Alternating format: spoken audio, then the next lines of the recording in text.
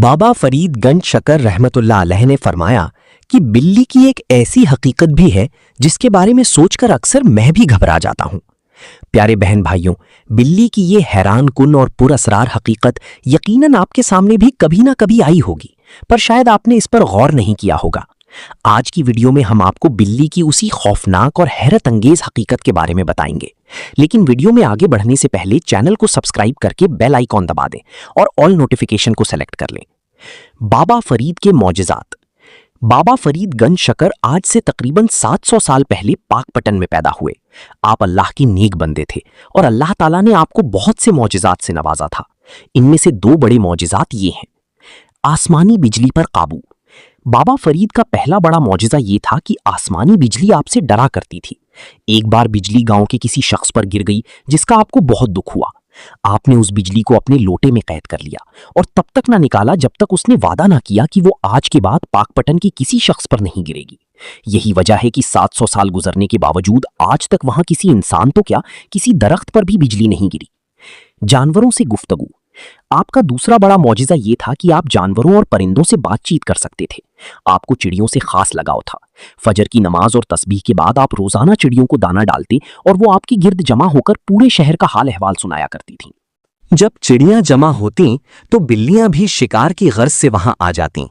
بابا فرید چڑیوں کی حفاظت کے لیے اپنے پاس ایک کپڑا رکھتے تھے اور جب کوئی بلی قریب آتی تو وہ کپڑا اس کی طرف پھینکتے تاکہ وہ دور ہو جائے۔ ایک بار گاؤں کے چودھری نے یہ دیکھ کر کہا کہ بابا جی، یہ بلیاں آپ کو تنگ کرتی ہیں، ان کا کوئی مستقل بندوبست کرنا پڑے گا۔ یہ سن کر بابا فرید غصے میں آ گئے اور فرمایا، خبردار، بھول کر بھی کسی بلی کو نقصان نہ پہنچانا، ورنہ اللہ تیرا بندوبست کر دے گا۔ بلی اللہ اور اس کے نبی صلی اللہ علیہ وسلم کا پسندیدہ جانور ہے۔ آپ نے فرمایا کہ بلی کی دعا یا بد دعا کسی آسمان پر نہیں رکتی بلکہ سیدھی اللہ تک جاتی ہے، جبکہ انسان کی دعا کو فرشتے لے کر جاتے ہیں۔ نبی کریم صلی اللہ علیہ وسلم اور بلی۔ آپ نے بتایا کہ ایک بلی نبی کریم صلی اللہ علیہ وسلم کے گھر آیا کرتی تھی۔ آپ صلی اللہ علیہ وسلم پانی کے برتن کو اس کے آگے جھکا دیتے تاکہ وہ پی سکے اور پھر اسی کے جھوٹے پانی سے وضو فرما لیتے تھے۔ اس سے ثابت ہوتا ہے کہ بلی ناپاک نہیں بلکہ ایک پاک جانور ہے۔ بابا فرید نے ایک ایسی حقیقت بیان کی جو انسان کو سوچنے پر مجبور کر دیتی ہے۔ آپ نے فرمایا کہ اکثر محلے کی بلیاں اچانک 11 سے 12 دن کے لیے غائب ہو جاتی ہیں اور پھر اچانک واپس آ جاتی ہیں۔ یہ سلسلہ حضرت آدم علیہ السلام کے زمانے سے جاری ہے۔ حضرت آدم کی آمد سے پہلے زمین پر جنات کی حکومت تھی۔ جنات کے ایک طاقتور قبیلے کی ملکہ کو بلیاں بہت پسند تھیں اور اس کے محل میں ہر طرف بلیاں ہوتی تھیں۔ جب انسانی دور شروع ہوا تو جنات نے پہاڑوں اور ویرانوں کا رخ کیا، لیکن جنات کی رانی نے بلیوں سے وعدہ کیا تھا کہ اگر کوئی انسان تمہیں تنگ کرے گا تو ہم دنیا میں آ کر اس سے بدلہ لیں گے۔